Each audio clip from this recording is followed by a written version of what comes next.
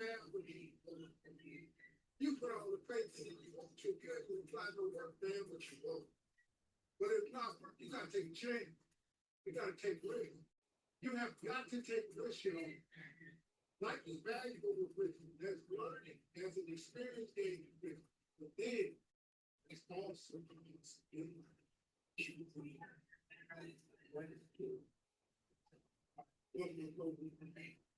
that's it.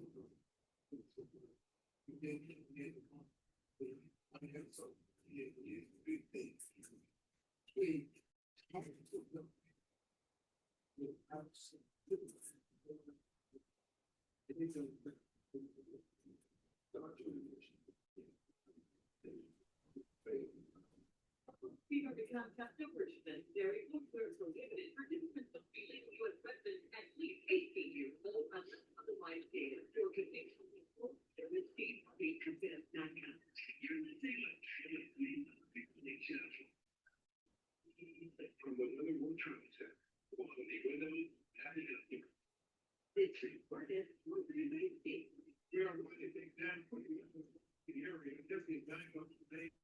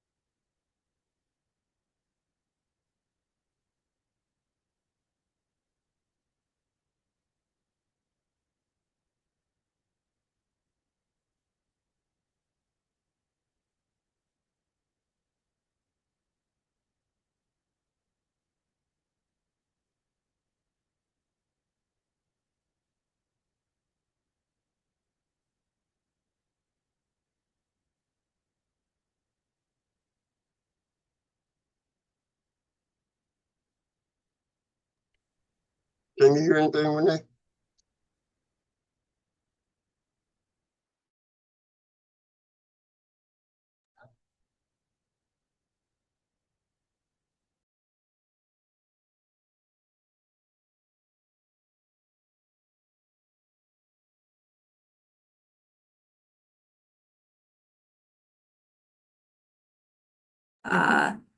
For the training today. Sorry, didn't. Good morning, everyone. Let me try this again. I would like to welcome everyone to the Child and Adult Care Food Program Fiscal Year 26 Renewal Training. My name is Karen Scheckschneider, and I am a education consultant here at the Department of Education. I will be one of your hosts today for our training.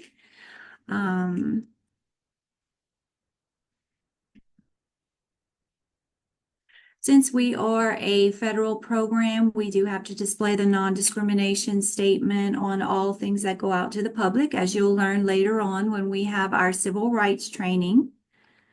So before we get started, I just wanted to remind everyone, please keep your cameras off and your microphones muted. It's very distracting when there's lots of noise or people's cameras are on during the meeting. We have a lot to cover today, so make sure you keep those off. If not, we have someone working behind the scenes to try to make sure that those are turned off.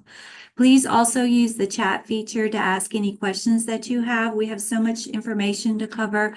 We don't really have time for a question and answer afterwards, but we will try to answer all the questions that come in through the chat feature. If there's something we can't answer today, we'll definitely get back with you. Okay, so I want to go over first the agenda for our training today. We're going to talk about the 2026 CACFP online application release. information, some reminders about SAM, Secretary of State, IRS, KidCare. We're going to talk about your online applications, and that I will be presenting that part. And then we will move to Brittany Augustus is going to present some information on the KidCare software program that all sponsors are now required to use for record keeping. And then Sherelle Morgan is going to present additional information and resources which includes reimbursement rates. We got those new rates finally for the new year. Compliance reviews for fiscal year 26. She's going to give you some information on our CACFP staffing, some miscellaneous information, and also any updates on training that we have. And then we're going to close out our presentation with Alicia Murphy giving you your annual civil rights training, and then we'll provide you with some website resources. And then before we move on, I wanted to let you know Angela Lewis Kelly is working behind the scenes to make sure that this technology works well and goes smoothly. She's the one that will be also muting cameras and audio and trying to answer any of your questions through the chat. So thanks to her too. Okay, so let's get started. The first thing everyone wants to know, we've had a lot of those questions lately, is when are the 26 fiscal year 2026 CACFP online applications going to be released. As of now, we have scheduled to release them the week of September 2nd, which is next week. Monday, of course, is Labor Day and the office will be closed. So we've made a few minor changes to the application this year, So we're hoping that we will be able to remain on that schedule to release them next week. So how will you be notified that your applications have been released? An email is going to be sent to the sponsor notifying them that their applications are available to be completed for the new year. The email doesn't contain any link, code, or password that you're going to need to access your applications. It's just to let you know that now your applications are available. So all you have to do is log into the CNP website and you will find the 2026 applications under the application section. When they've been released to you, they're automatically going to show up when you log in and you go to applications. You won't see the 25 anymore. You'll have to use the year selection to go back to look at 2025. Okay, so we do have some reasons that maybe people will not receive their online applications next week. I just got an update that we have about 87 applications out of 400 and something sponsors that are going to be held as of now. The majority of them are held because the SAM registration is not active. So these are the areas that could hold up your applications from being released. Of course, as I said, the first one is SAM. Your registration status must be active in SAM. You would need to go to www.sam.gov and make sure that you log in. You have to log in once a year. After you initially register, you have to log in once a year for your registration to remain active. And please remember, because we still get questions about this, there is never a cost to renew SAM or register for SAM. So if you get anything wanting to charge you for SAM registration, that is a scam. Also, you want to make sure that you are up to date with the Louisiana Secretary of State's office. Make sure that your annual report is filed. If it's not, then you might not be listed as in good standing, and you have to be in good standing with the Secretary of State's office for us to release your applications. I believe there is a small fee to file that annual report. Also, if you are a nonprofit agency, you must be in good standing with the IRS. And lastly, KidCare now is mandatory. You must be actively using KidCare for daily record keeping and monthly electronic claim upload. So make sure you look at all these areas and make sure you're up to date. Otherwise, you won't receive your 2026 applications until you meet all the requirements. Okay, so another popular question we get is what is the deadline to submit your online applications? So renewing sponsors must have your 2026 applications submitted and approved by November 30th, 2025 in order to be approved retroactive to October 1st, 2025. So if you're a renewing sponsor, you're approved right now up until the end of September. If you don't want any break in that ability to claim meals and be paid for those meals, then you need to make sure you have renewed your application with us. It's been submitted and approved by November 30th. If you wait until December 1st and you submit it, then you've lost the ability to claim October 1st. The first month that you would be able to be approved for would then become November. So it doesn't mean if you don't have it approved by November 30th that you lost the opportunity for the year. It just means you lost the month of October. So make sure you make that a priority once you do receive your applications to submit those in a timely manner. Don't wait until the last week in November also to submit the applications. We have a lot of applications to do, and so there's no guarantee that they can be reviewed and approved before the deadline. So if everybody starts dumping those applications at the last minute, it's hard to get those done before the deadline. To me, the best recommendation is that your applications are submitted by the end of October. It gives us time for review and approval, and you're not waiting to make your claim for October, and you're not missing out on October. So please follow those guidelines for submission and get it in as early as possible.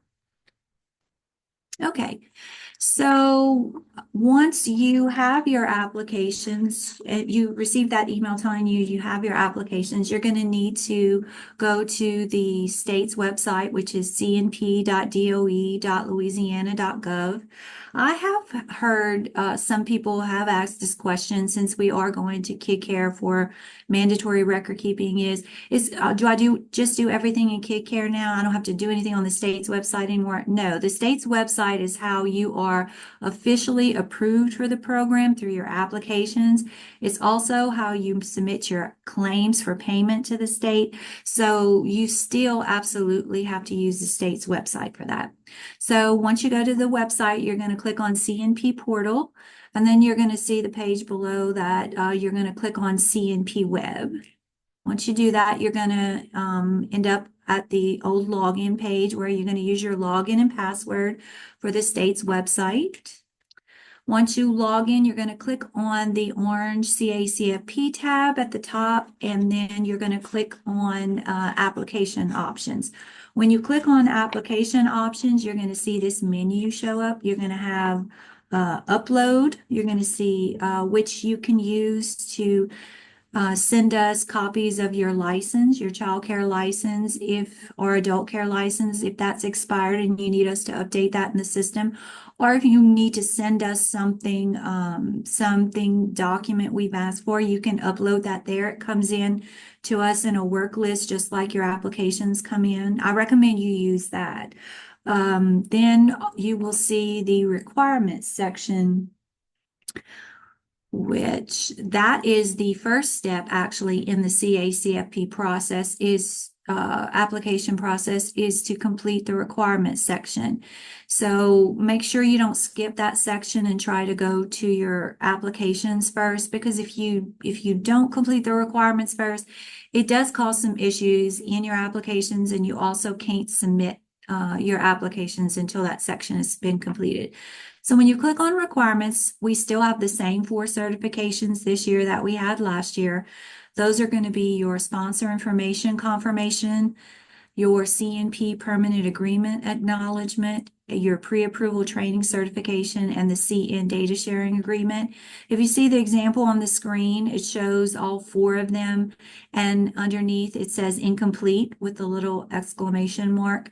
That means you haven't certified them yet. When you click on the name of the requirement, it's going to open up. You're going to have to type in I agree and your login and password for the state's website, CNP website.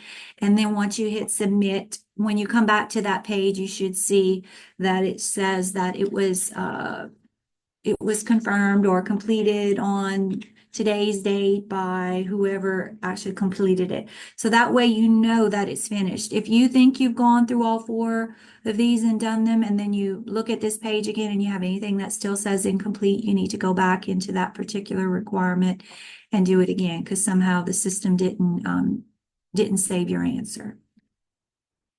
Okay, so I just want to touch on the first requirement, the sponsor information confirmation. We go over this every year because this is one of the areas that holds up people's applications every year. So when you open up the requirement and for sponsor information confirmation, what this is, it's going to have all your official information that's actually in your permanent agreement. It's going to have your sponsor name, address, telephone number, email address, which is very important, the executive director's information, board chairman, and authorized rep. So all of this is included in your permanent agreement. You cannot change it directly in your application. So once you open up this information and you look at it, if anything in there is incorrect, then you're going to answer that. There's going to be a question you have to answer that says, is this information correct or not? You would say no. Now, if you say no, it doesn't mean that you're not going to be able to complete that requirement section and your applications. What that does is it just sends us an email that says, Baton Rouge Child Care Center needs an agreement amendment. The person who handles that in our department will send you an email with the forms to fill out to complete that agreement amendment. You need to respond to that email as soon as possible and send in that requested information as soon as possible, because if you just sit on that and you submit your applications, we cannot process or approve your applications if it has incorrect information locked into that application. We absolutely can't approve an application with incorrect official information. So make sure you follow up, you complete that very quickly once you receive that email with the agreement amendment information, so that your applications move forward quickly and don't sit there. If they sit too long and we don't get that information, we will return them to you as incomplete. Okay, so after you completed your requirements section, then you have to complete your applications in a certain order, or they just won't work correctly. You have to complete your sponsor first, then your facility, and then your budget application. So information from the sponsor and facility populates into your budget, and it helps create your actual budget for the year. If you go to the budget first, you'll see a bunch of zeros. So click on your sponsor application. The sponsor application this year, we only have one change, and it's not a very big change. So what we did is on page 7 of the sponsor application, question 4D, this question is, please indicate how your institution is maintaining required records for the management of the CACFP. So this year, the option to maintain required records on state standardized forms has been removed. So sponsors will no longer have the option to maintain all required records on paper. Kid care will be the required method for maintaining CACFP records. Now, I want to make sure this is clear. When I say we remove the option for state standardized forms, we understand that there are still paper records that are not available in the kid care system that you still have to keep. And when Brittany goes over the kid care section, she's going to talk to you about those records, the electronic and the paper records. Also, the free reduced meal applications may still be maintained on paper. You can still use paper free reduced meal applications. The electronic e-forms that are in kid care that you could use to collect your free reduced meal applications, those are still optional. So when we say we remove the option for state standardized forms, we mean keeping all your records on paper, all your point of service, meal count attendance record, enrollment rosters, menu worksheets, all those things now that are in kid care for record keeping have to be in kid care, with the addition of those other paper records that are not available in kid care, and free reduced meal applications if you still want to maintain those on paper. So I hope that doesn't confuse anybody. You still can use free reduced meal applications. So if you are a school food authority, only on your application will you see the option to select as your method of record keeping as NSLP forms and software. So if you are using software or forms that are already approved for your National School Lunch Program, you may also use those forms for your CACFP program. If you select that option, you don't have to upload any forms to your application. We know that's already approved software and forms. The last option in the list of maintaining records is other forms or software. And it's in there, but it's only going to be approved on a very, very limited basis. I think we only maybe had 3 or 4 sponsors last year that had something under other forms or software approved. If you select other forms or software, you are required by the system is going to make you upload something. You see where it says below that section, you can attach that document. That's where you would upload. So I caution you about trying to request other forms or software. KidCare is the main required record keeping method. Please just don't submit something saying, oh, well, they offered us the option for other forms or software where we don't really want to use KidCare. We're just going to select that. That is going to be only approved on a very limited basis. Most of you already know if you've been approved for that last year and why you were approved for that. So this is the only question that changed in the sponsor application. The only thing that changed is the state standardized forms option was removed. Okay, so next we're going to move on to the facility application. You want to make sure that if you're a multi-site organization, that you complete a facility application for each site. There are no changes this year in the facility application, but I did want to go over some reminders with you because we get questions about these two things related to the facility applications pretty often. So for inactive sites, if you had a site that this year you're not going to be operating, and you want to know how you can get that removed from your facility listing. So if that site was not active in this fiscal year, which ends in September, in fiscal year 2025, when I say not active, I mean it wasn't ever approved for participation, then it will not appear on your 2026 facility listing. So it has to be inactive for a year, a full year, for it to fall off the next year. So if your sites are not active this year, then they won't be carried over next year. If you had a site that, we have this happen sometimes with some of our at-risk, you had a site, you submitted it, it was approved, but they never claimed, it's still going to show up on 2026 because it was actually considered an approved application. If you're a daycare that had a site that closed in the middle of the year, it's still going to show up in 2026 because it was at least active for part of the year in 2025. So again, inactive sites have to be inactive the full fiscal year for them to fall off of your facility listing for the next year. If the site, if the site becomes active again, you can always just resubmit paperwork and we can add that back in there. So if you have an inactive site on your listing, just don't fill out the application and you can submit without that site. I think last year is when we first implemented this and we helped to clean up a lot of those inactive sites. So I'm hoping it's not as much of a problem this year. And then the other area is license expirations. If your license, your child care or your adult care license is expired, you have to send that in to us. You can upload that using that upload feature I talked about earlier under the application menu. Some people think that we have direct access to licensing's website to gather this information and update it for you. We don't. A couple of years ago, they talked about some kind of ability for us to share information, but that never went through. So you still have to send us a copy of your license in order for us to update that in the system. Okay, so the last application that you work on in the set of applications is your budget application. So this year we do have a change that we made to page 2 of the budget application, which is where you see your budget items listed.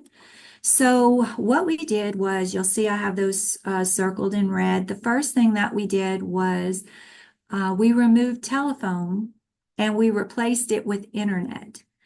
Now, that doesn't mean that if you are an agency that in the past was approved for telephone and you had an acceptable reason and documentation that you can't add that back in.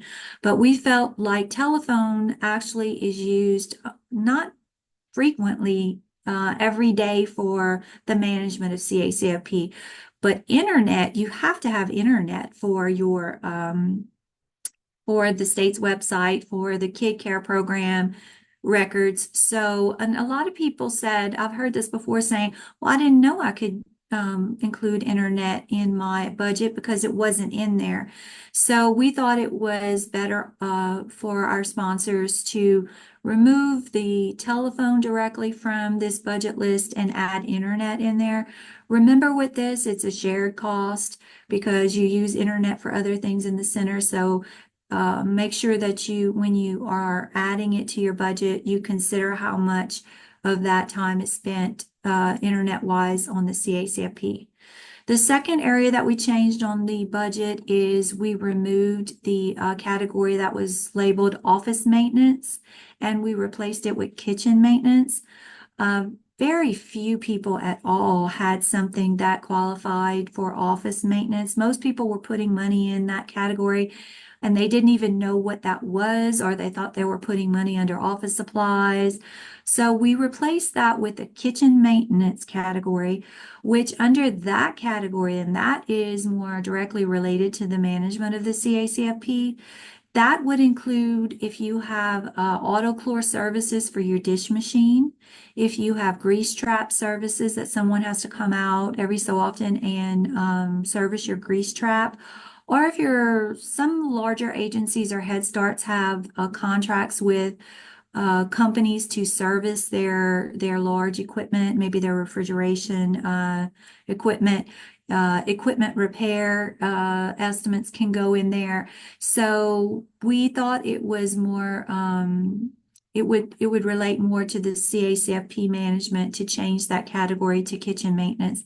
If you do put anything under kitchen maintenance in there, you will need to upload some kind of document to justify the information that you have for that. We always ask you to upload a copy of your autochlor contractor service, your grease trap, and then that if you have any equipment service. Then the other thing, so what I said was we removed those categories, but if there is some category, one of those categories or some other category that you typically have in your budget, that's usually for our larger agencies, our Head Starts and things like that, that can have more items in their budget. You can always go in under where I have it circled in red under other, and you can add those additional categories in there. Once you add that, you'll hit save at the bottom of the page and it will save that and it'll add another category. So there are more than just 2 items that you could add as other categories. What I want to remind you is please type in the name of the other category. So if it is telephone that you're adding back in, do not leave it as other and put an amount in the amount category and submit it that way. We have to know what it is that you're requesting. So make sure you type in the name of whatever category that you are adding, because it can't be approved if you just submit it as other. And then the other reminder is we put a reminder about utilities on the application, because that is an area that a lot of people try to put money into and they don't have the sufficient documentation. Well, first of all, they don't earn enough money to be able to pay that category anyway. And then in addition to that, they don't they don't have the acceptable documentation to submit to be approved for that. So if you are requesting utilities, that would include electricity, could include gas. You will have to provide a separate food service utility bill or a detailed allocation plan for approval. It's not going to be approved without either one of those. So let me give you an example. We have a couple of sponsors that have separate kitchens. So it's all, next to the daycare. It's just in maybe a separate building, and they actually have a separate meter for that kitchen. So they get an electricity bill just for the kitchen. That you can tell is 100% related to CACFP. They put that amount in their budget under utilities. They provide us with those average utility bills, and that is approvable. Or, for example, someone has a gas stove in their kitchen, and that's the only area in the daycare that actually uses gas.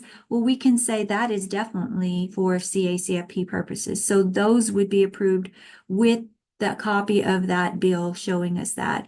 If not, you have to have a detailed allocation plan documenting how you determined that based on square footage that was the food service area's portion of the electricity bill or the gas bill or whatever the bill it is.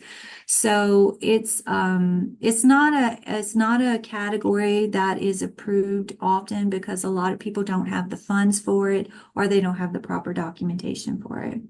So this is the change that you will see on the budget application page. So just please make sure you pay attention to that. Okay, so I also want to remind you about the budget application. Last year, we did some things a little bit different when we approved budgets. We now are looking at the amount, not only the amount that your application is calculating, because when the budget calculates in your application each year, it's taking into account every child that you say have enrolled is going to show up every day, eat every meal. That's like a perfect attendance scenario, and we know that that doesn't always happen. So what it does is it creates an inflated budget, which kind of gives you the idea that you're going to get more money sometimes than you're actually going to earn. And remember, you have to earn it by your children showing up and eating those meals. So what we did is when we're looking at your budgets, and what we want you to do too is we want you to look back at compare what your budgets were and what you actually earned this fiscal year and previous years. So the way you can do that, so when we call you and tell you, you never really earned that much money in the past, this is something you can look at, you can access before you do your applications. On your end, if you go into the state's website and you click on claims, you're going to see an option under claims that says transactions. If you click on that, it's going to automatically bring you to program year 25, which is the current year.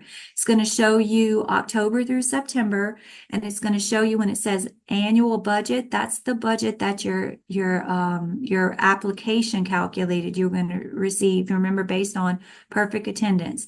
The column that says amount paid is the actual column that's going to add up how much total reimbursement you actually receive for the year. So you can compare those two. If you want to go back, because we are going to look at more than 1 year, you can click on below that information, the PY, excuse me, PY 2024. And it'll bring you to program year 2024 so you can see the entire year. Excuse me. And you can compare that. So what you're going to see on this page is some examples I pulled from actual sponsors. So and these are just single site daycares. One is larger than the other, but you can see the example of what I'm talking about. The first sponsor had a calculated budget in 24 of $101,000, but they only actually earned $50,000, almost 51. So it's impossible for you to budget that entire $100,000 and think that you're going to actually pay all those expenses when you only earn half of that. So that gives you an idea to compare of what your budget's saying versus what realistically you can pay. So The other example is another sponsor that had a calculated budget of 65,000. They came a little bit closer. They got about $50,000 actually for the year. So you can click on this and you can see all the past years that you've been on the program and kind of get an idea of where you are typically as far as meeting your calculated budget. Use that to be mindful when you are putting your funds into your budget. That way you will make a more realistic budget. And when we call you, maybe we won't have to call you to try to reduce some of those areas that are just excessive because you don't actually earn that much. So we wanted you to know where you can find this and you can view this so that you know where we're coming from when we talk to you about this. Okay, I have some budget application reminders that we go over every year. Remember that at least 50% of your reimbursement has to be on food purchases because that's the main focus of the program. We know how expensive food is these days. 50% is not the limit. That is the least amount you can put in. So if you want to put in more than 50%, you're more than welcome. So in your budget, everything that starts from utilities and moves downward, which is usually like in the white category of your budget, is considered administrative cost. All those costs cannot exceed 15% of your budget. The application will block you from submitting if you have allocated more than 15% of your budget to those costs. Remember that labor costs paid with CACFP funds must reflect time spent only on CACFP duties.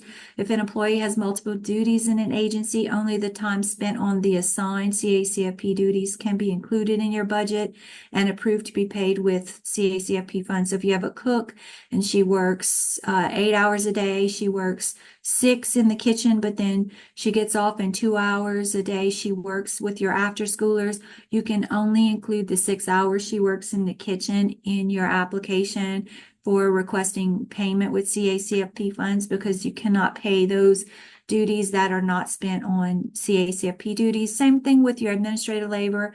Be mindful of that. When someone asks for a large amount of administrative labor and it's the director, they don't really spend half of their entire day just on CACFP doing nothing else at all. So just be mindful of that when you're putting in your labor costs. Any budget categories that are excessive or are shared costs would require additional information. Those are things like utilities, telephone, audits. You would need to have to upload something with those types of things. So also contracts for specific budget items must be submitted along with the budget. So we talked about kitchen maintenance already, that new category. Any of those areas under that you'd need to submit something to justify those. Also contracts, some of our Head Starts have consultant dietitians that would need to be submitted if you're going to be paying that with CACFP funds. And the state can require additional information to ensure that any particular cost is allowable if it seems excessive. And if you submit your budget without the appropriate budget justifications for those items we listed, then your application is going to be considered incomplete and it can be returned to you for you to submit the required documents. Okay, so once you're finished with all your applications and they're approved for the year, you can do revisions during the year to your applications, but we do want to give you some reminders about those things. The most frequent revision we see is calendar changes. So please submit those as soon as possible, preferably if you know before the change occurs. But if you don't and it's some kind of emergency change, then please make sure you change those make those changes to your calendar as soon as possible. Don't wait until the 60-day deadline for claiming that month to submit a revision, try to get all that done and get your claim in on time. We really need to know the days that you are going to be operating in case we need to make a visit to your site. If you're adding a site, it's recommended that the site, the information be submitted before the site begins CACFP operations. All required paperwork for the addition of a new site must be submitted prior to the facility being added to your facility listing. That can be your license, your pre-approval form, and anything else we request, your LDH permit if necessary.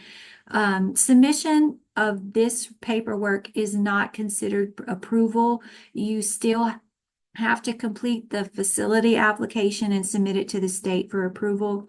Also, don't procrastinate once that site is added, because the site can only be approved for the month in which the facility application was submitted. So we can't go back. If you submit that facility application for that site in August, it's going to be approved for August. It can't go back to July. This is for our at-risk sponsors only. If you're requesting to serve meals or snacks on weekends or holidays, you must submit and receive prior approval for those operating dates. Weekend or holiday service will not receive retroactive approval. Also, we get budget revisions during the year. Remember, they are not retroactive. You cannot submit a budget application to try to cover you for several months past that you were paying for something that you were not approved to pay for. When you submit the budget revision, if it can be approved, it will be approved starting the month that it was submitted. So if it was submitted in August, it's going to be approved to start in August.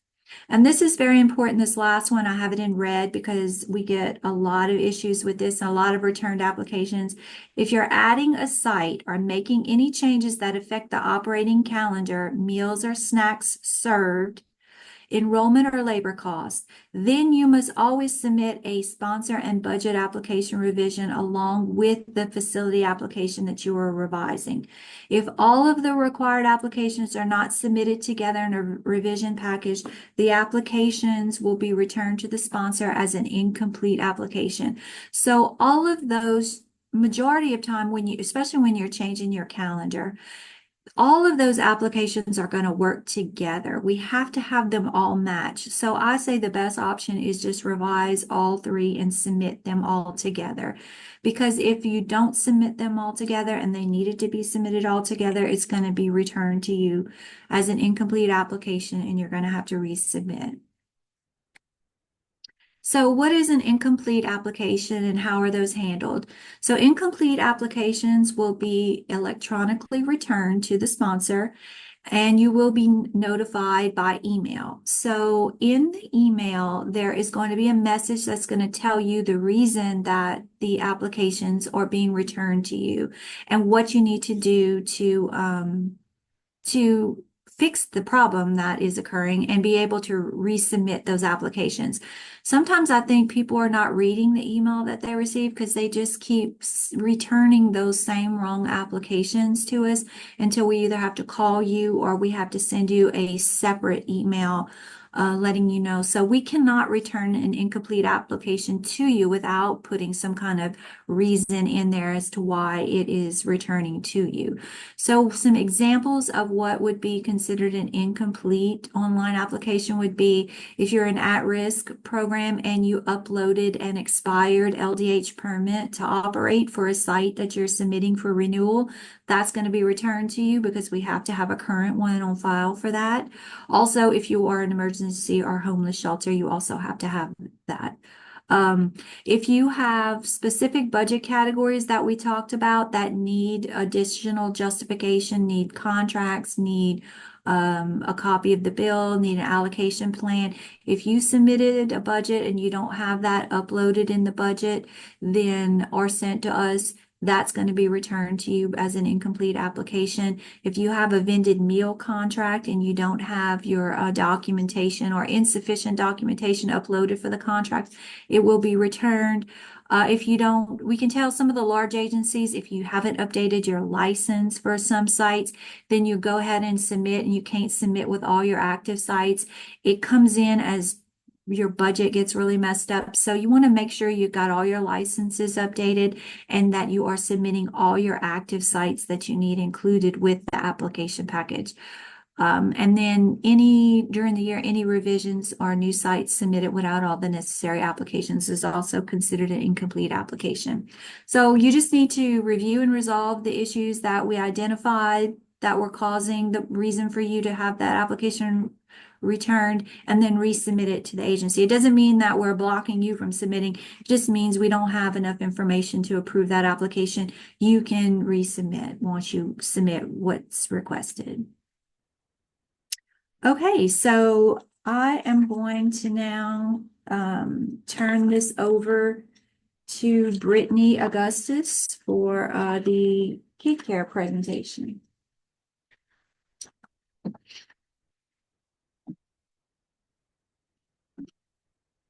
Good morning. So I'll be talking about Kid Care and the mandatory record keeping. LDOE,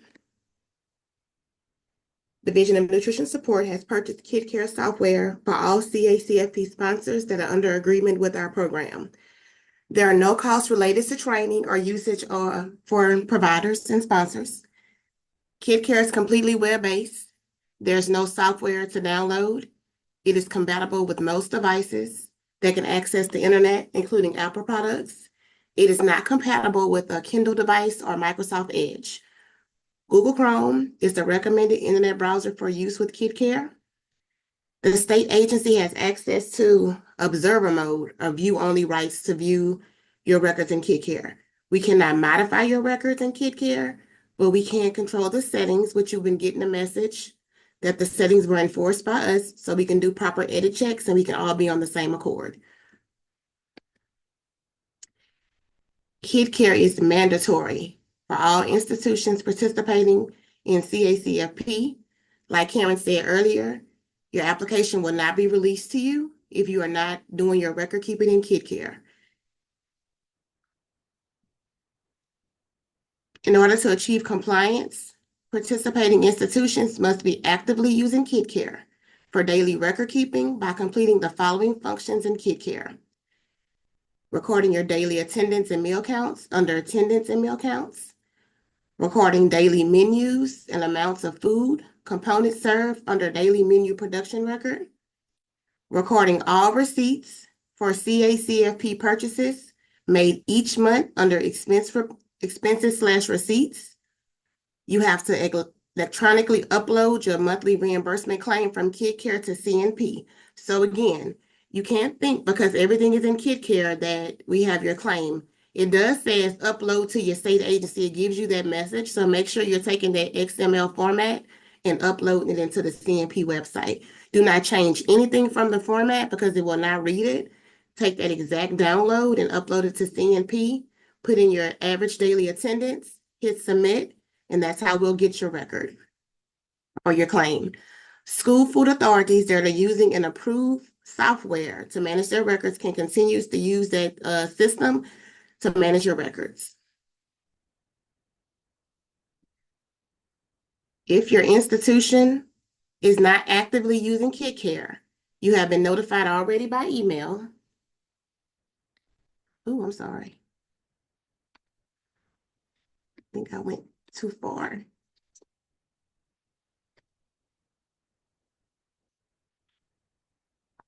Oh yeah, 1 second. Having technical difficulties.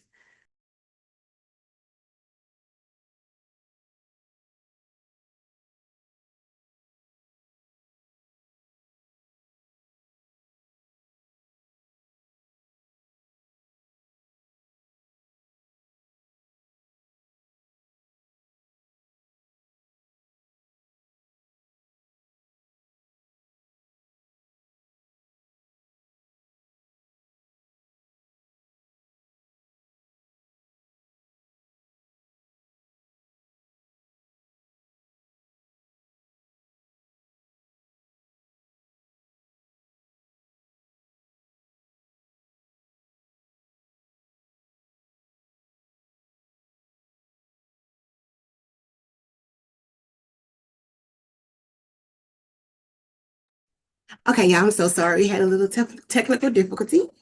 So if your institution is not actively using Kid Care, you have been notified by email during the month of July 2025. In the email, you receive links to Kid Care training videos and the mandatory record keeping compliance checklist. So if you haven't received that email, you're good. If you have received that email, you have to make sure you comply with everything in that checklist.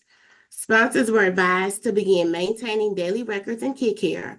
Once you have current records in Kid Care, the attendance, meal counts, and amounts served, you must complete and sign page 2 of the checklist and return to the email address designated in that 2025 email you received. LDOE will verify records are being maintained before releasing the 2026 application.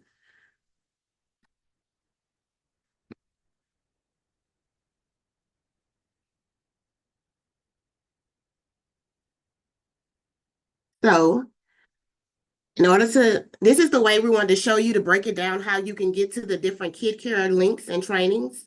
So if you go on the CMP site, the area that says memos and resources, you'll click on that link. You'll go to the Child and Adult Care Food Program section.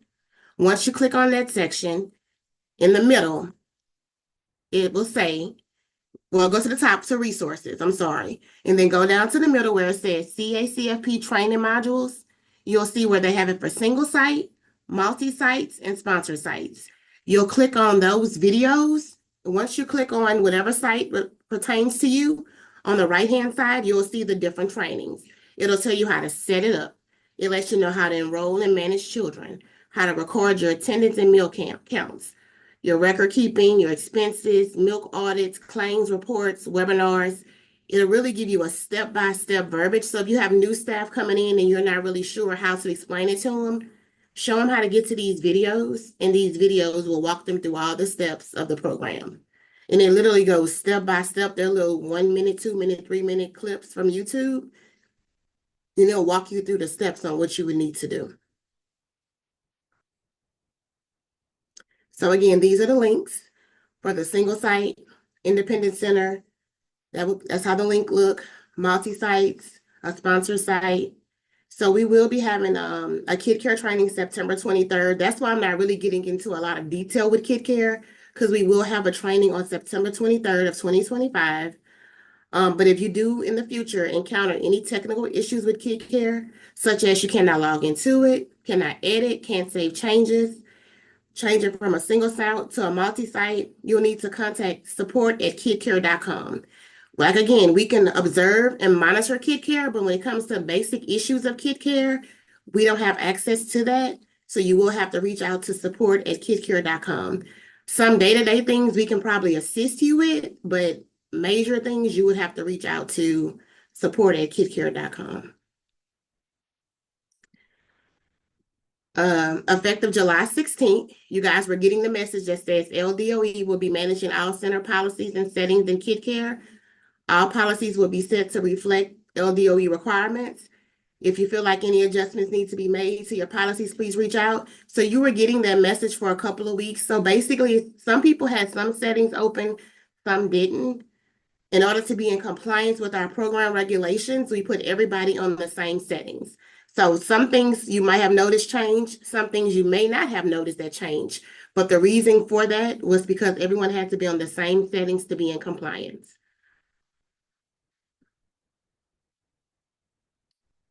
So this is something new. Effective October 1, sponsors will have until the end of the current week to input meal count and attendance data into kid care. So you will not be able to go back 2, 3, and 4 weeks or a month to input your data. You will have to do it weekly. Every Sunday at midnight, meal counts and attendance for the previous week will be locked and unavailable for change. Any records not current in kid care on this date will not be accessible for corrections. So since this goes into effect October 1, any records not completed through September 26 will not be available beginning October 1. So that's why we're stressing the importance of kid care. It is mandatory anyway. Please use it weekly. Please do it daily, because effective October 1, you will not be able to go and make changes for 2, 3, and 4 weeks at a time. So these are some common errors in kid care in regards to record keeping. The enrollment and attendance, not updating your current enrollment date. Original enrollment is historical. Current enrollment must match the free and reduced meal application or the form on file. So make sure that the form on file is if they're free or reduced on the form, make sure kid care is showing free or reduced in the system. Not recording the IEF expiration date. So if you let the IEF expire on the children, they're going to automatically become above. So you want to make sure your form is up to date and your IEF expiration date is up to date. They always have a little exclamation point that lets you know, hey, Brittany is expiring soon, or this child is expiring soon. Pay attention to that, because if that child was free and you allow it to expire, it automatically makes that child above. So you don't want to miss out on money for letting the IEF expire. Having 2 different expiration dates set for enrollment in IEF. So when you enroll them, go ahead and set the IEF date for the year going out. So every year when you get a new form, you will be able to update the form and the IEF expiration. Accepting e-forms with correct CID numbers. We've tried to fix that in Kid Care, but make sure when you take the e-form, they're doing it correctly. And you're looking at it before you accept it to make sure the CID numbers are correct. They're 7 to 9 digits, and making sure mom is filling out the paperwork appropriately.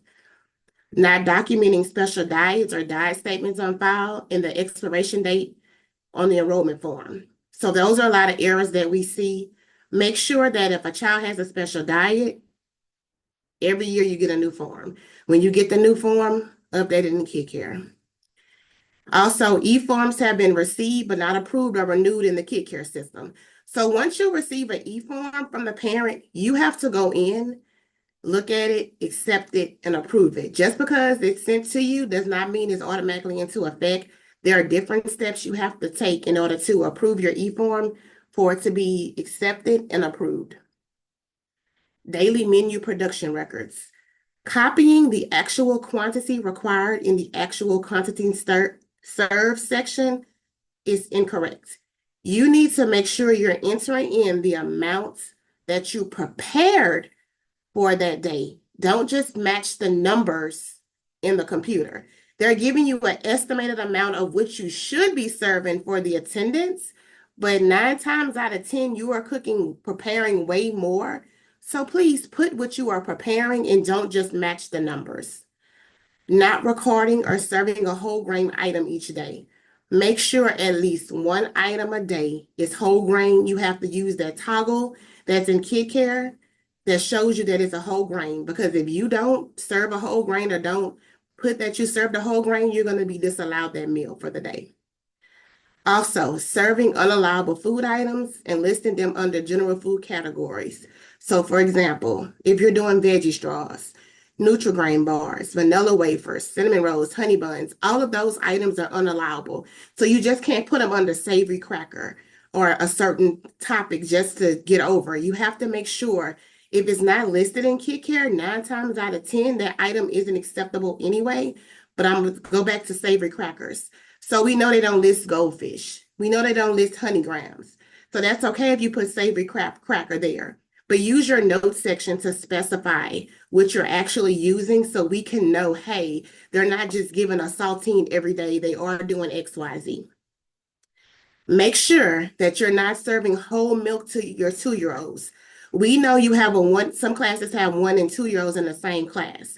So just because they just made 2, but they're in the 1-year-old class, you have to still give them the appropriate milk. You have to give them 1% milk. You cannot give them whole milk. And another issue we've been seeing is people are serving 2% milk. So they'll say, we went to the store, they didn't have any 1%, so we had to buy the 2%. No, you have to get the skim milk if you can't find the 1% that you need. Also, be very, very mindful when you're serving milk and you realize it's 2%, you can't claim that meal because you're out of compliance with it. Other issues we're seeing is with the milk audit and the receipts. Incorrect carryover. So the importance of your inventory control sheet is we look at that for your milk audit if you're using gallons. If your inventory sheet ends with 5 gallons or 10 gallons of milk on your milk audit for the previous month carryover, it should indicate what your inventory sheet says. We've been noticing that sometimes we go to a center, it's showing their previous month carryover 100 gallons, 130 gallons. We know that's impossible unless you have a big site and you just went to the store the last day of the month, then maybe so you're carrying over that much. But make sure your previous month carryover is correct and it should be verified off of your inventory sheet of what you had left over from the previous month. Sometimes it automatically checks it and sometimes it doesn't. So it is still your responsibility to make sure that your carryover is correct. Not recording all of your milk receipts under receipts. So if you don't record those milk receipts and those receipts like you should, you're going to have a milk shortage. If you have a milk shortage, your money will be short because it's going to disallow all the meals that didn't have enough milk. So it's very, very, very important that you indicate the milk receipts under the month, that you buy the stuff every day. If you go to the store daily, weekly, by the end of the week, they should be in anyway, but I would suggest you put them in so you can know you have enough milk to last you for the week. Not recording the amount of milk purchased correctly. So if you're buying gallons or if you're buying half gallons, if you're buying half pints, indicate it correctly because it lets you specify if it's a gallon, a half gallon, or a half pint, because that also messes with your milk audit. And also not recording all of the receipts under receipts. You're supposed to spend 50% of your money on food anyway. So you need to indicate those receipts so we can see that you're purchasing the right amount of food that you're supposed to be purchasing. So this is in red because this is very, very important.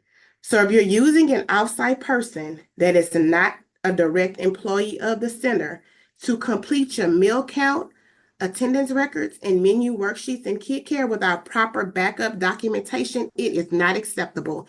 You have to have the appropriate documentation of your meal count, attendance records, and your menu worksheets. You just can't make stuff up. It has to be legit. Meal counts and attendance should be recorded on site in real time and at the point of service. So again, that's going to go back to that October 1 date. So beginning October 1, you have to do it weekly. You cannot wait for months at a time to do it because if you're waiting, you're going to lose out on each week that you're not putting your stuff in daily.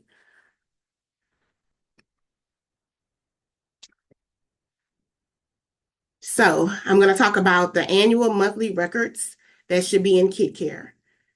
You do not have to print out these reports each month. We're able to view them in kit care. This is going to be stored in kit care. So the income eligibility forms, if you're using e-forms, and you're filling them out correctly, we can view them before we come on site. But if you're not using e-forms, will have to have a paper form. Your annual enrollment roster, point of meal service, meal count attendance record, your cycle menus, your menu worksheets, your menu production records. So we used to call this a disbursement journal. So now it's called a center's receipt journal. If you're putting your receipts in like you should, you don't have to do a disbursement journal. It's going to automatically tally everything up for you. And also the cost of food report. You used to do that manually. Now you don't have to do that. Once you do everything you're supposed to do in kit care, it's called a nonprofit status report. You go in the report section, go to claims, nonprofit status. It lets you know if you're spending 50% of your money on food. This is less paperwork for you if you're using the system appropriately. Everything that I'm telling you that's electronic, it alleviates you having to do it by paper. So these are the required paper records that you should have. Should be available for us to see when we come on site. Free and reduced meal applications if you're not using the e-forms. Your bank statement, your receipts, timesheets if you're paying labor out of your funding, training records, monitoring records, policies and procedures, and your monthly inventory. So the top alleviates a lot of stress from you. You don't have to have those attendance sheets. You don't have to do those X sheets, disbursement journal, cost of food report. You're alleviated from a lot of stress if you utilize kit care to the best of its ability.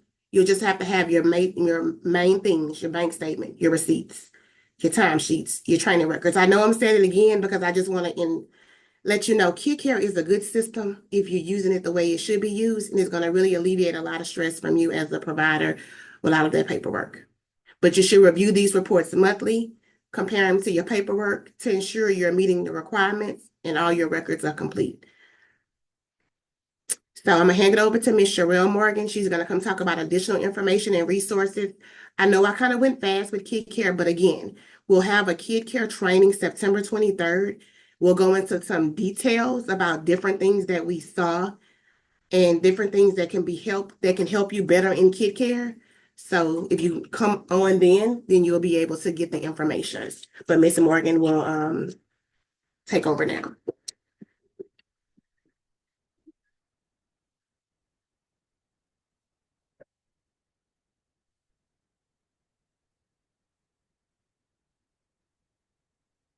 Good morning. We're going to discuss additional information and resources for CACFP.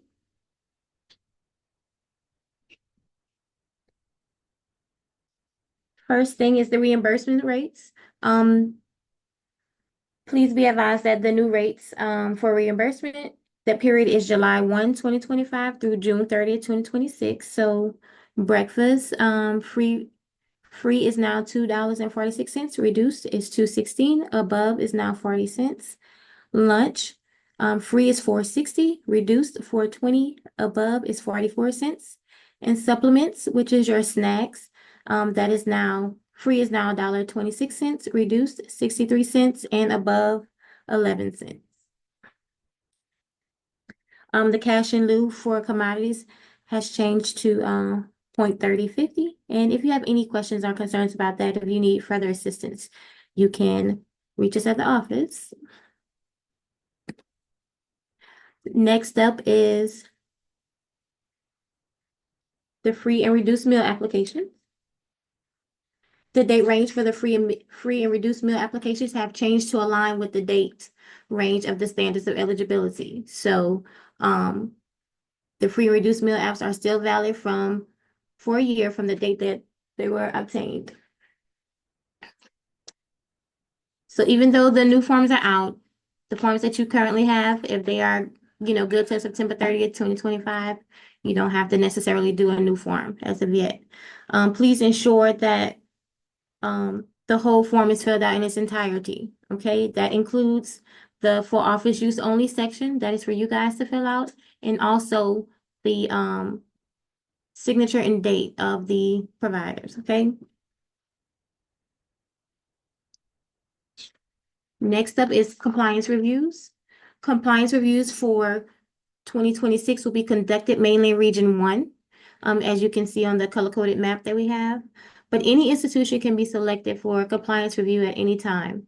Based on new regulations from USDA, certain institutions may require more frequent compliance monitoring to ensure program integrity. So state agency staff will be conducting most of the scheduled compliance reviews this year. As Ms. Brittany stated, we will be able to access and review electronic documents through KidCare. We also have CN Resources. They will still be conducting some of the CACFP compliance reviews, and that is just another entity that we use to assist us in completing reviews. It's another agency. They will conduct on-site reviews, and they will also reach out for any documentation upload prior to the review. Records from multiple site sponsors must be kept at the location indicated in their sponsor application. This is just a documentation checklist. So for CACFP it's a compliance monitoring review document checklist. So just things that we're going to be looking for when we come on site. Okay, so your free and reduced meal applications, a copy of your permanent agreement, meal count records, daily attendance records, menus and menu worksheets. Again, any special diets that your children may have, along with those signed parent agreements, statements stating what they can have and what they can't have, training and monitoring records. Again, those things can't be put in KidCare, but we want to see those records when we get on site. And you guys are going to tell us when you're going to do those trainings and monitorings when you're filling out your applications. Financial records, and policies and procedures. And again, we also need your licensing information. So common errors in compliance monitoring. Enrollment and attendance. As others have stated, not having your free and reduced meal apps. If they're not e-forms, again, we need those on site and in hand. Incorrect CID numbers. As we stated, the number is normally 7 to 9 digits. It is not the number on the card. Families actually have to go into their cafe account to get those CID numbers.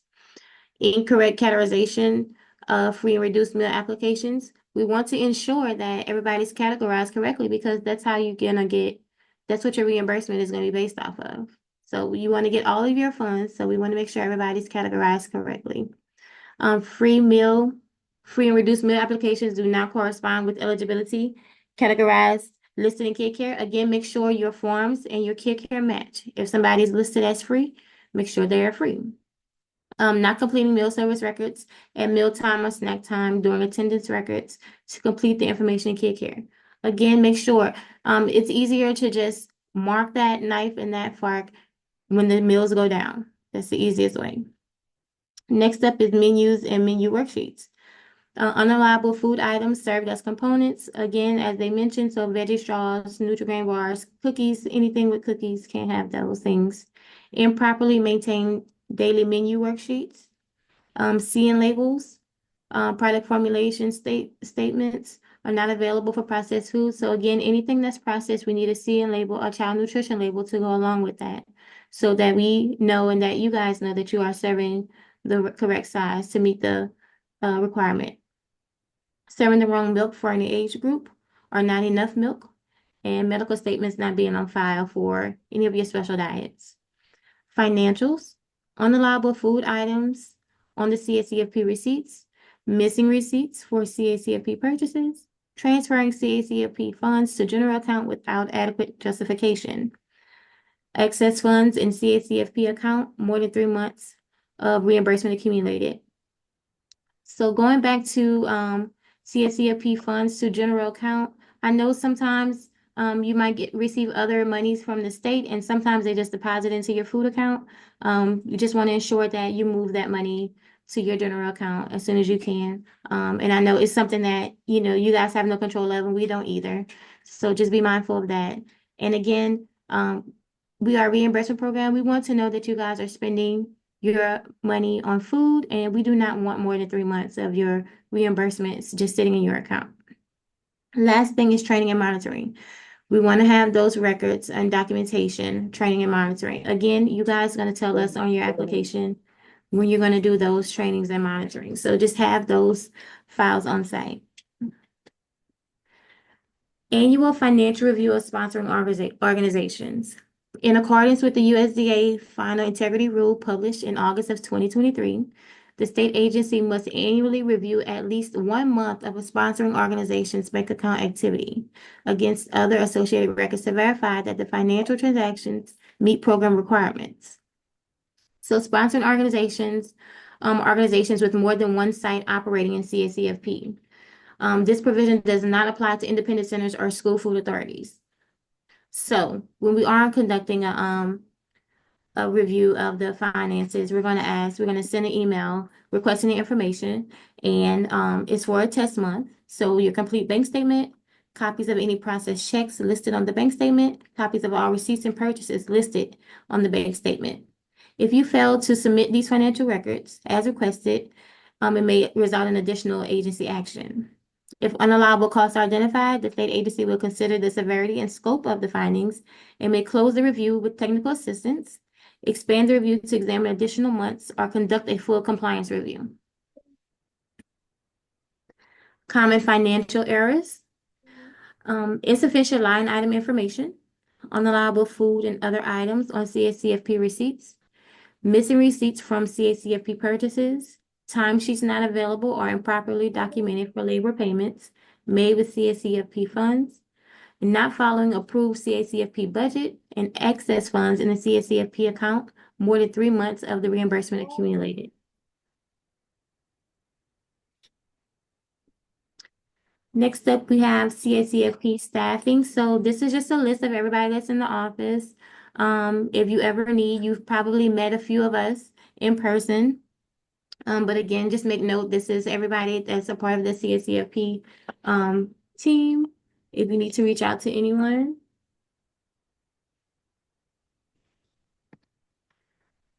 This is a list of the CN Resources team. Again, CN Resources is a contracted service that we have. They also help us conduct compliance reviews. So this is just a list of people. So you can also just be mindful that emails will come from us, the CACFP team, with the la.gov email address or from CN Resources. So administrative review at cnresource.com is one of the emails. Sponsors may also receive emails from CN Resource at service-now.com. The potential review team is listed below, and again, you can make note of that. So don't be alarmed if you see a different email address outside of la.gov. This is an example of the CN Resource notification letter. You guys want to make note of that. It's going to have the date. It's going to say, your center's name. It's going to say what date they're going to be on site, what review site, what test month, and a due date.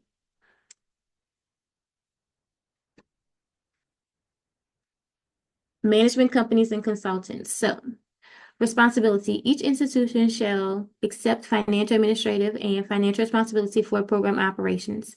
No institution may contract out for management of the program.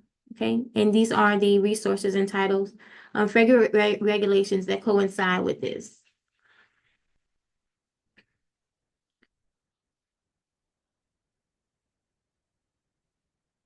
Again, management companies and consultants. Acceptable CACFP duties that you can contract. Meal service or food vendors. Bookkeeping, but not claim submission. Nutrition service to help you guys do your menus and such. Responsibilities that may not be contracted. Monitoring. Preparation for applications for participation, including submitted materials and supporting documentation. Claims for reimbursement, including preparation for those things, and corrective actions. So again, these are acceptable CACFP duties that you can contract and duties that you cannot contract. This is a list of CACFP trainings that we have coming up. As Ms. Brittany mentioned, Kid Care training will be September 23rd. Procurement training, this is for sponsors that have vended meals, October 2025. And the monthly training will resume in September 2025. So you can go to www.louisianafitkids.com to register for CACFP trainings, and you can also view previous CACFP trainings along with slides on there.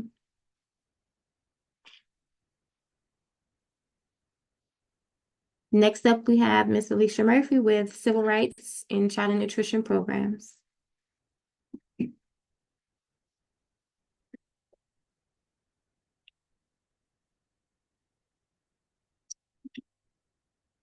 Good morning. As you know, civil rights training has to be done annually, and I appreciate you bearing with me because we got quite a few slides to get through. But again, this is a mandatory training that we have to do each year. What you see on the screen currently is the current non-discrimination statement that needs to be on all of the materials pertaining to your program moving forward. The purpose of the civil rights training is to inform, educate, and support all staff that interact with child nutrition programs. This training will cover USDA civil rights requirements, staff responsibilities and resources, and information available to assist staff in carrying out their civil rights responsibilities. Discrimination. Discrimination is defined as different treatment, which makes a distinction of one person or group. This can be intentionally, by neglect, or by actions or lack of actions based on the protected classes. Examples of discrimination could include giving one group or type of participants larger or extra helpings of food, such as giving boys more food than girls, separating by genders, failing to provide children with dietary disability and accommodating meal, failing to provide program information to all potential program applicants, and the protected classes that we are discussing in the child nutrition program are race, age, color, sex, national origin, and disability. This means that an alleged discrimination complaint will pertain to one of these mentioned classes. Civil rights training is required annually for all staff. This includes your full-time staff, part-time staff, temporary staff, any central office and site staff, and volunteers. Documentation for civil rights training must be maintained for 3 years plus the current year. Documentation must include sign-in sheets, agendas, and dates and times of training. And all civil rights training should be tracked on some type of tracking tool, such as USDA's Professional Standards Tracker, and that can be found or on Louisiana Fit Kids version. But again, this documentation needs to have sign-in sheets, agendas, and dates and times of the training for all staff that were in attendance. Civil rights training subject matter must include the following. And we're going to go through each of the following topics that I'm going to list. Collection and use of data, effective public notification systems, complaint procedures, compliance review techniques, resolution of noncompliance, requirements for accommodations of persons with disabilities, requirements for language assistance, conflict resolution, and customer service. All CNP programs must include a public notification system. The purpose of the public notification system is to inform applicants, participants, and potentially eligible persons of the program's availability, program rights and responsibilities, the policy of non-discrimination, and the procedures for filing a complaint. Through public outreach, you sponsors are trying to ensure program access to as many potential participants as possible.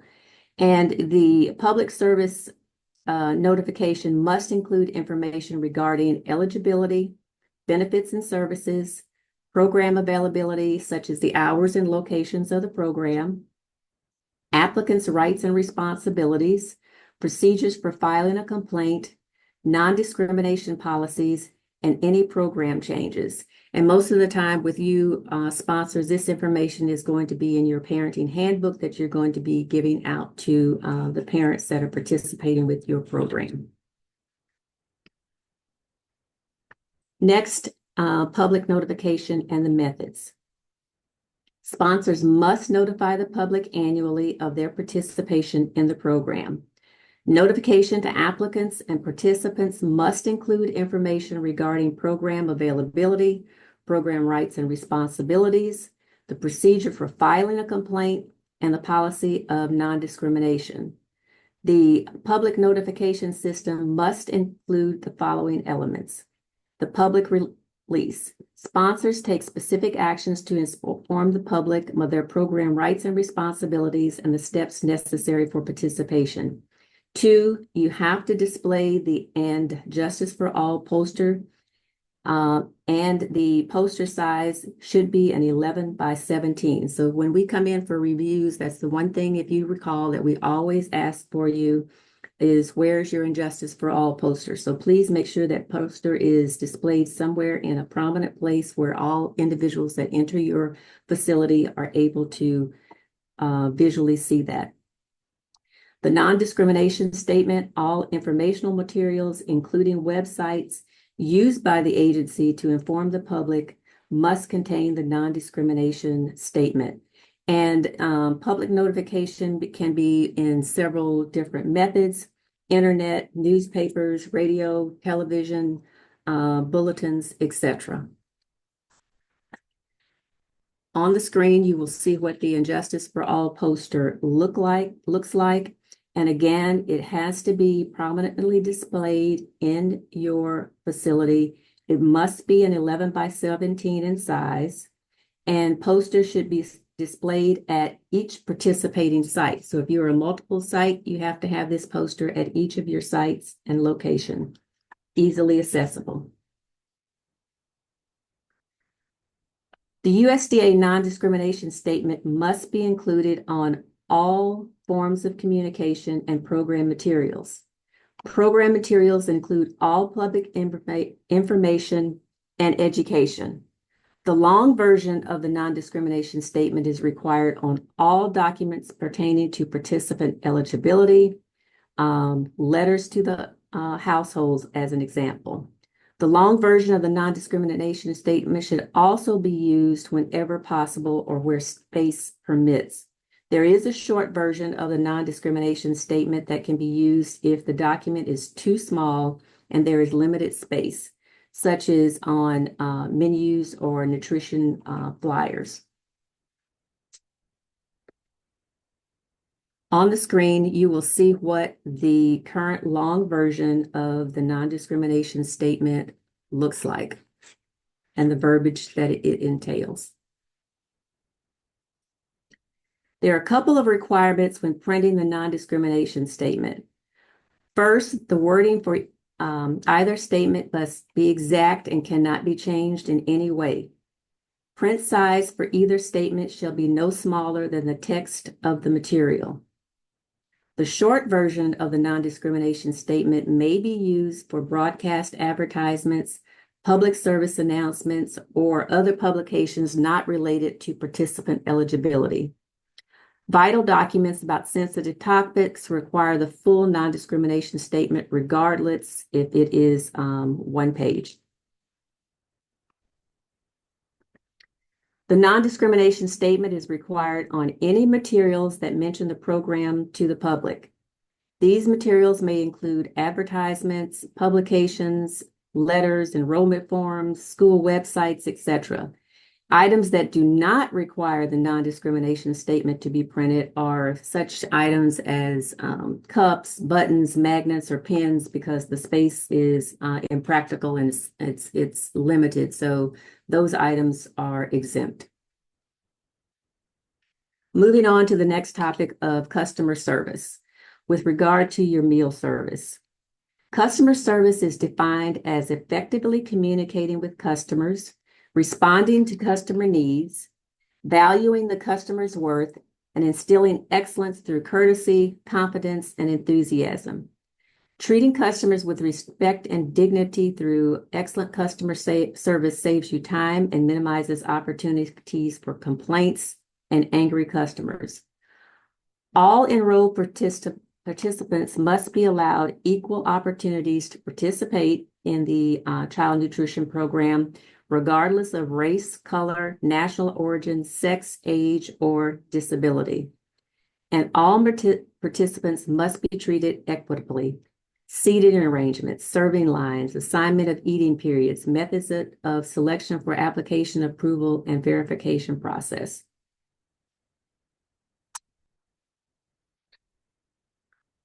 Denial of meals. USDA policy prohibits the denial of meals as a disciplinary action against any participant who is enrolled in a facility that participates in a child nutrition program. It also prohibits requiring a child to work or earn their meal. Meals can't be used as a reward system for good child behavior in a center. Identifying information must not be used for any purpose other than determining and verifying eligibility for free or reduced meals. Overt identification of any child is prohibited. No overt identification may be used when ordering meals for special functions. Next topic, conflict resolution. In no way is a sponsor to impede with a customer's right to file a civil rights complaint. However, most conflicts are easily resolved by using appropriate tools. Conflict resolution consists of useful skills to assist with the solution of complaints. The following are some of those skills that might be helpful in reducing and addressing a conflict resolution. By using a win-win approach. By using a win-win approach, you change the conflict from an attack and defense to cooperation and avoid the desire to blame one another. Next, using a creative response. Turn problems into possibilities to improve the situation. Demonstrate empathy. Help others feel that they're being understood by being an active listener. Over-talking one another is not going to resolve a conflict. Appropriate assertiveness.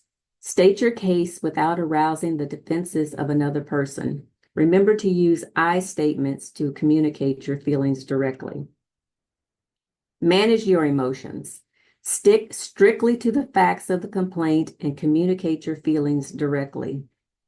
Have a willingness to resolve the issue. Identify barriers to a resolution and overcome those barriers. Avoid repeating the situation. If the complainant persists with their complaint, direct them to file their complaint with USDA's Office of Civil Rights. Next is talking about limited English proficiency. Limited English proficiency are those individuals who do not speak English as their primary language and who have a limited ability to speak, read, write, or understand English. Sponsors must take reasonable steps to ensure meaningful access to the information and services they provide to individuals with limited English proficiency. Reasonable steps would include an evaluation of the following factors: the number of a proportion of LEP people eligible to be served or likely to be encountered by the program, frequency with which LEP individuals come in contact with the program, the nature and importance of program activity or services, and the resources available to the recipient. A shortage of resources or anticipated cost to provide these services to individuals with limited English proficiency does not eliminate the requirement to do so. Sponsors must explore the most cost-effective means of making sure that you have resources and information available for people with limited English proficiency. Translation. All nutrition program information should be provided if necessary in the language that the participant is native to. For example, with enrollment forms, menus, brochures, and letters should be provided in the necessary language for all participants and their families.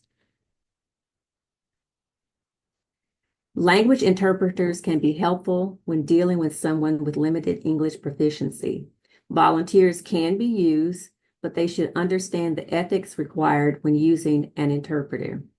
Children should not be used as interpreters. Volunteers may be used, but they should understand that they have to be appreciate the being confidential with the information that they are privy to. And if you need more resources, you can see www.lep.gov, and there will be more information and resources at this site. Racial and ethnic data. All agencies that participate in a USDA child nutrition program must have a system in place to collect the racial and ethnic data of program participants in accordance with FNS Instruction 113-1. The data that is collected is used to determine the state's compliance with federal civil rights laws.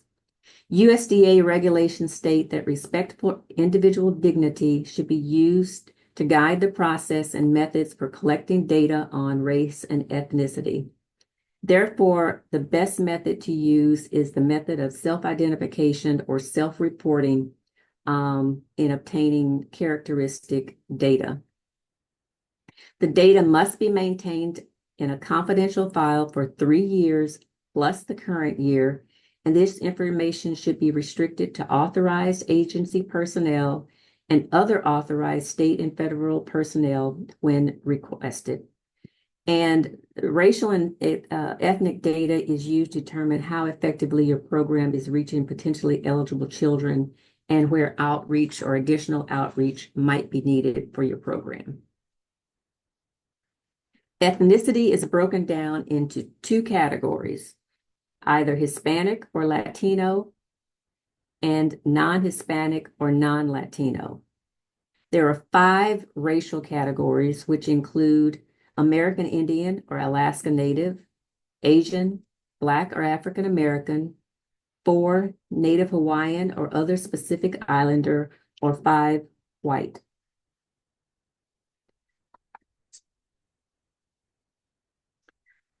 Persons with disabilities. Now we're going to discuss accommodating person with disabilities. Reasonable accommodations referring to ensuring that participants with a disability have physical access to programs and services, such as easily being accessible entrances, restrooms, etc. A facility is required to provide food substitutions or modifications for a student with a dietary disability. A written medical statement completed and signed by a licensed physician, a nurse practitioner with prescriptive authority, or a physician assistant is required to be on file when the request falls outside the normal meal pattern. Accommodating persons with disabilities and the meal modification. Modifications within the meal pattern do not require a medical statement. Modifications, however, outside of the meal pattern do require a medical statement. And the medical statement would need to include what food is to be avoided, the recommended substitution for that food, a brief explanation of how the exposure will affect the child is also needed to be in that medical statement. If the statement does not fully explain the modification needed, the sponsor needs to contact the guardian for additional information. However, receipt of the clarification does not delay the sponsor from providing the needed modification.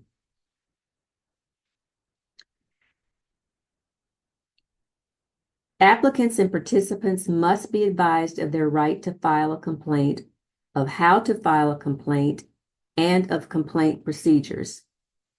Any person who believes they have been discriminated against based on protected classes that I mentioned before, national origin, race, sex, color, age, or disability, has a right to file a complaint within 180 days of the alleged discriminatory action.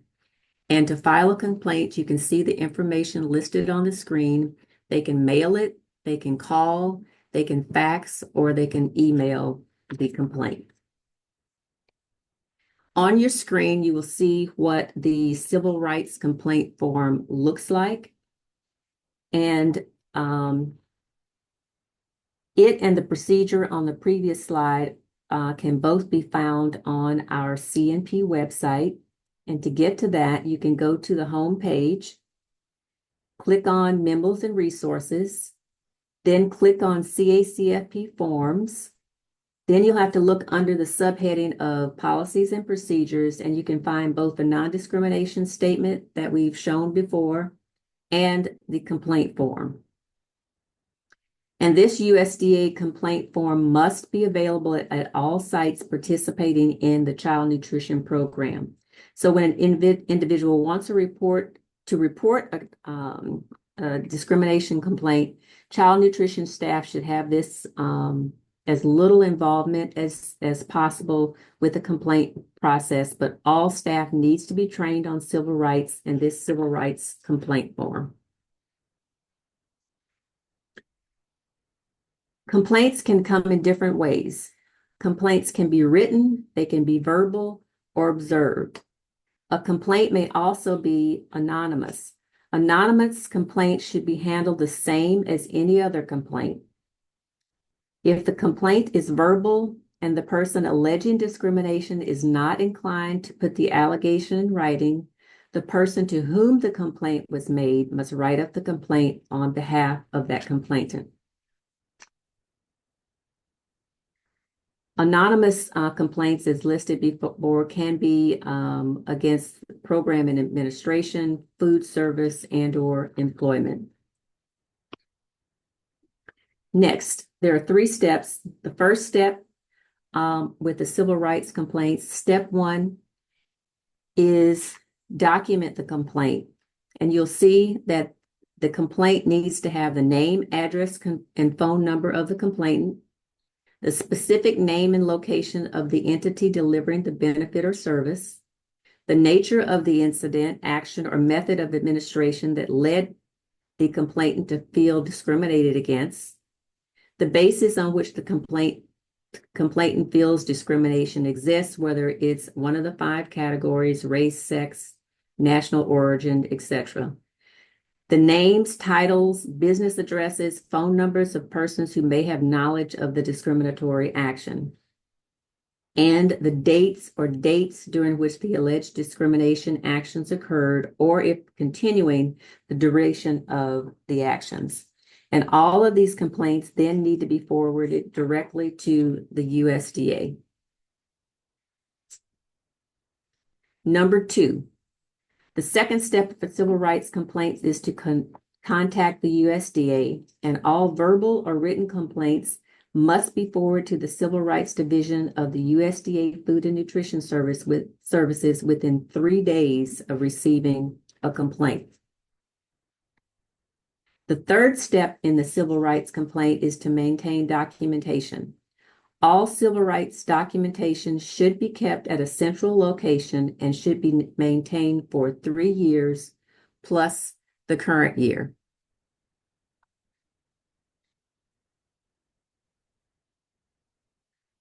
Just some reminders.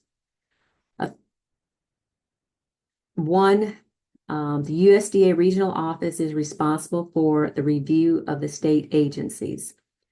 2, with regard to civil rights, the state agencies are responsible for the review of CACFP sponsors. So the state agencies must report any significant findings to the USDA. Sponsors must receive a pre-approval visit to ensure compliance with civil rights before receiving federal funds. Compliance is assessed through the CACFP compliance review process. Resolution of non-compliance. If non-compliance is indicated, a corrective action plan must be implemented to achieve voluntary compliance within 60 days. The corrective action plan should describe the agency's actions to be taken to resolve the non-compliance determined. And if the corrective action is not received or not achieved in those 60 days, suspension of assistance or termination could result. The civil rights compliance checklist. This is just a kind of a reminder of all the main things that we have discussed. The civil rights written policy and complaint log should be kept. All staff need to be trained and volunteers need to be trained annually. All staff should know CNP civil rights, the CNP civil rights policy. Again, the "And Justice for All" poster must be prominently displayed. Collect and record racial and ethnic data. Keep all records for 3 years plus the current year. Maintain civil rights complaint procedures and forms. Place non-discrimination statements on all printed materials mentioning the child nutrition program. And policies regarding civil rights complaints should specify how civil rights compliance is handled for CNP separate from other programs. And so this ends the civil rights portion of the training, and I will turn it back over to Karen.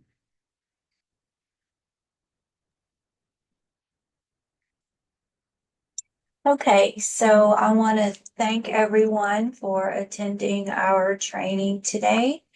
We will have this training and the slides from the presentation should be on the LouisianaFitKids.com website within the next couple of weeks for you to refer back to.